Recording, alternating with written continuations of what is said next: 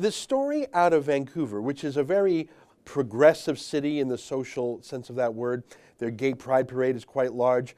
This group of gay Muslim men, they have this performance art, and I'm not a big gay pride parade kind of guy, but I found it interesting. They wear burqas. They're men who wear burqas and then cast them off, and they have signs talking about repression, not just of homosexuality, but repression of women in general and personal autonomy. I found it actually the most compelling political message of the Gay Pride Parade. It was banned by white leftists who said it was too provocative. As an ordained or a sanctioned Sharia lawyer, tell me what would happen to these men back in Iran.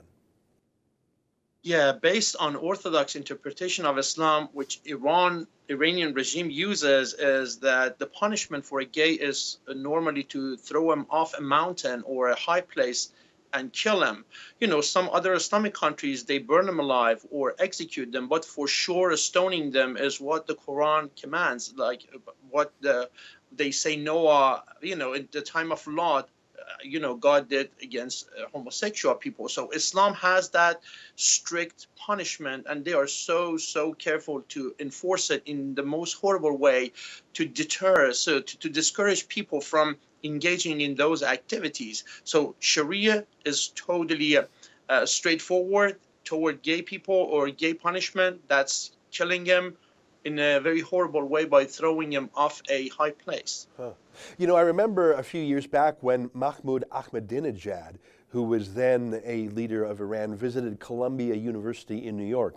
And he was asked about the treatment of gays in Iran, and he answered, "There are no gays in Iran," which actually provoked laughter as opposed to outrage. I suppose in a way it's true, because if you do publicly identify as gay, you can be rounded up. Do they have religious police in Iran, like who go around and enforce religious and cultural norms? I suppose they do, right? If you're a woman and you don't wear a head covering, there are specific religious police. Is it the Mutawin? Is that what they're called? Who would crack down on you? There is a concept in Quran, and is a very specific command from Allah that's enjoining good and forbidding evil.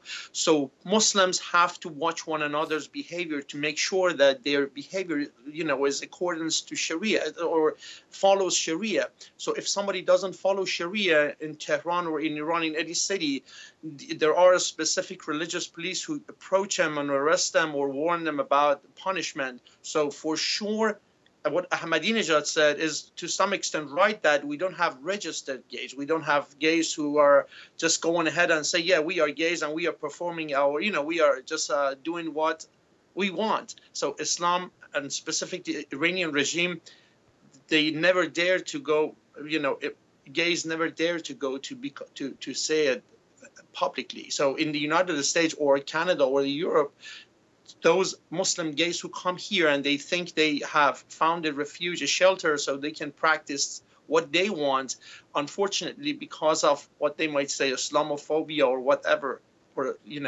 those political correctness, they don't have the right to do it either. Even though officially they have the right, in practice they have to watch their back and see if they might be harmed by people.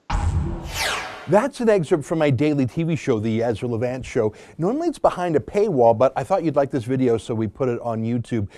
If you want to subscribe to watch the daily show every day, including always 2 interviews a day, and I read my hate mail, just click on this screen and become a premium member.